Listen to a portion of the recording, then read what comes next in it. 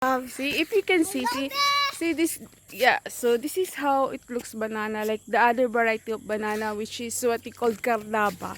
So this plant is like you can eat also when this one is ripened. You can eat also when the color is going to red, not red color, when the color is going to yellow. That is the the indication that this one is already ripened, and then you can eat raw, you can eat directly. And then this one also, see if you can see, this is a good variety, another variety of coconut. See if you can see, this is a very small, but see there's a lot of fruits.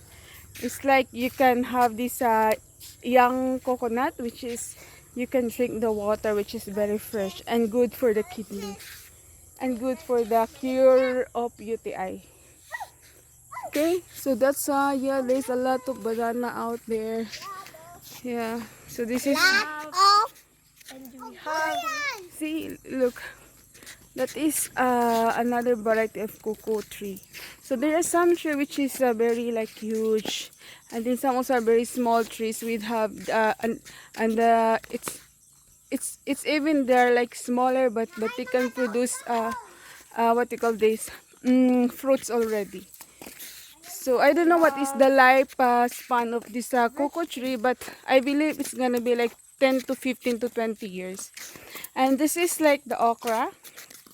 What is okra? Huh?